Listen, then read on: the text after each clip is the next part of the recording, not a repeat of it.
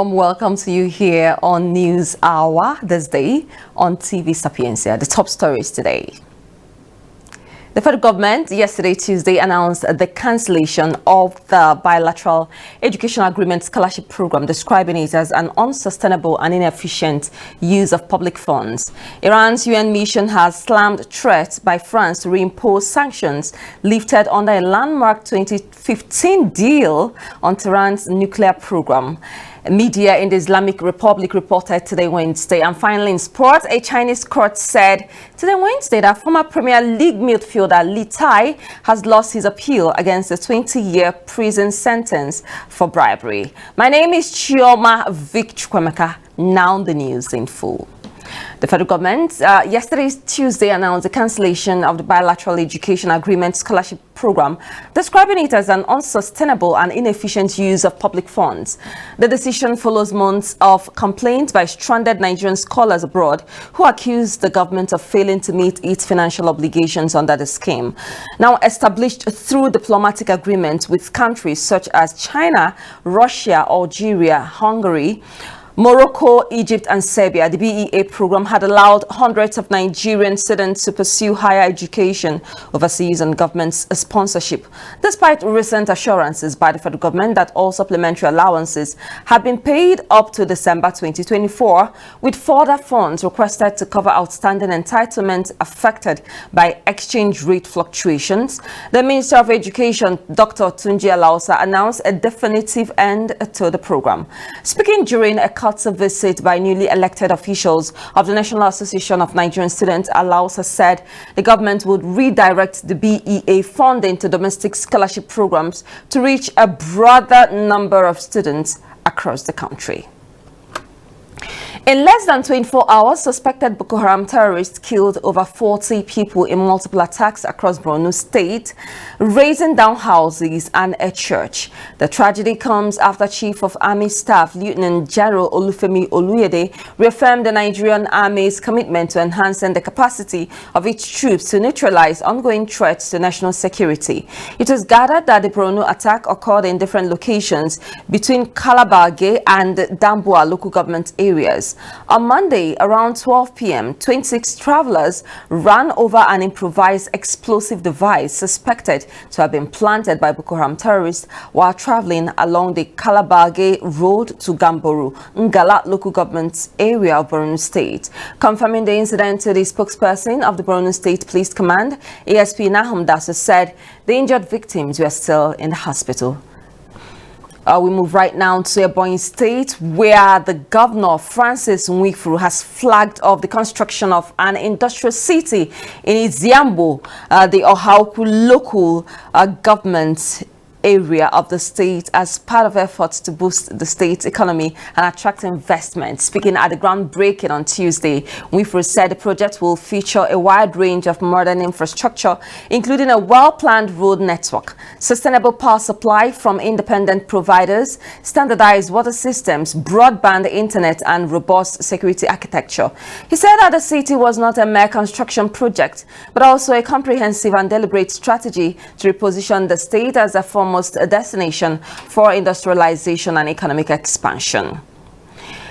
Elder statesman and former Commonwealth Secretary General Chief Emeka Anyoko has renewed his urgent appeal for Nigeria to adopt true federal, warning that the country risks disintegration if it continues under its current centralized structure. Speaking at the 14th Chief Anyoko, that's Chief Emeka Anyoko lecture series on good governance in Enugu yesterday, Tuesday, Anyoko stated that only a new democratic constitution that reflects Nigeria's diversity can save it from the fate of other multi-ethnic states that have collapsed under similar strain. Anyoko, 92, stressed that Nigeria's unitary constitution has hindered good governance and national development, reiterating that without a structural overhaul, the nation remains at risk. The event, with the theme The Imperative of Good Governance, Nigeria in a Global Comparative Perspective, also featured other prominent voices calling for constitutional restructuring. A former Minister of Foreign Affairs, a Major General Ike Nwachukwu, retired, who chaired the occasion, echoed Anyoko's concerns, asserting that Nigeria's centralized system is fundamentally flawed. Come right here to Anambra State, where the state governor, Chukwuma Soludo, has extended warm felicitations to traditional rulers in the southeast region, emphasizing that collaboration is key to building the southeast of their dreams.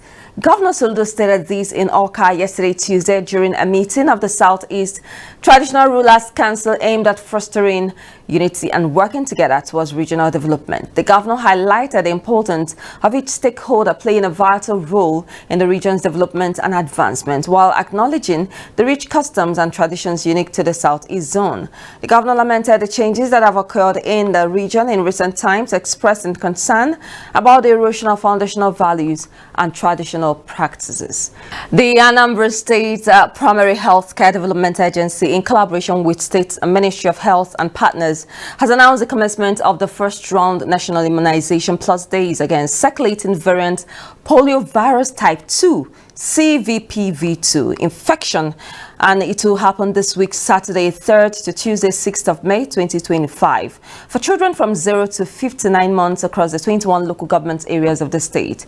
Speaking at the meeting held at the office in Awka, the Executive Secretary and Chief Executive Officer, Anambra State Primary Health Care Development Agency, Pharmacist Chisom Uchem, represented by the Director Community Health Services and Chairman 21 Directors Primary Health Care, Anambra State, Dr. Ngozi Okeke, while explaining that the immunization exercise would take place at fixed or temporary posts, house to house or other designated points, which include churches, mosques, schools, market, village square, motor parks, and wherever children are found. Encourage parents to endeavor to make sure that their children and wards are immunized against this deadly virus before the exercise elapses.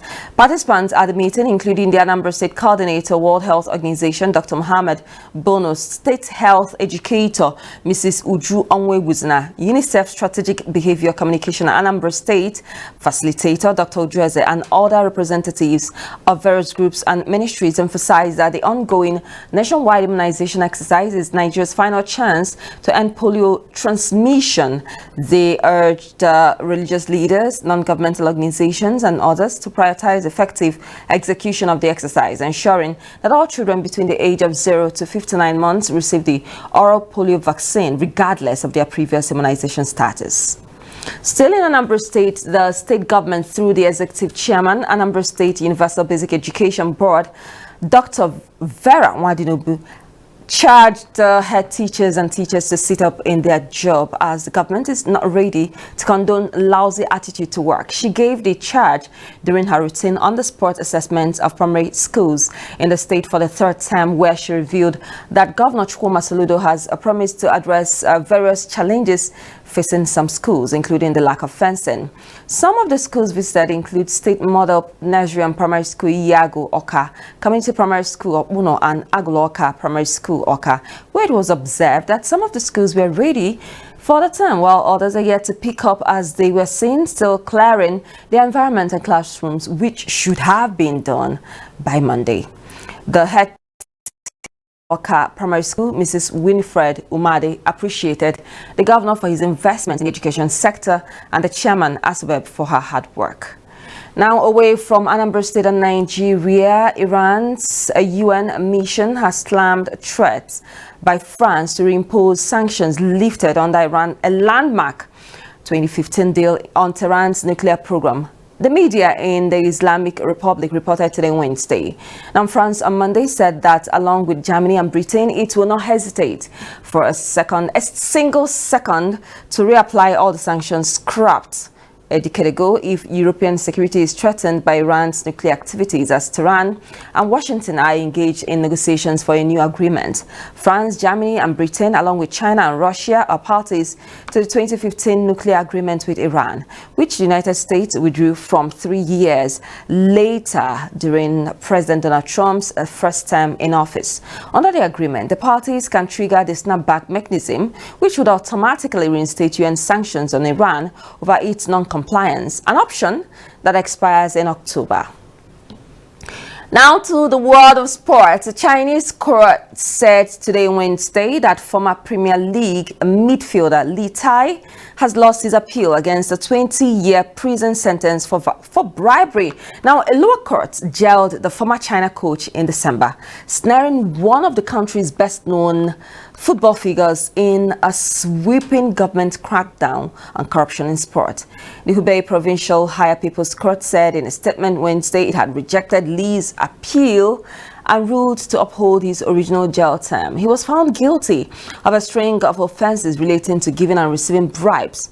The 47-year-old represented his country nearly 100 times and moved to Everton in 2002. Well, with our story on sports, we'll wrap it up. A quick reminder of our top stories. We told you that the federal government on Tuesday announced the cancellation of the bilateral education agreement scholarship program, describing it as an unsustainable and inefficient use of public funds.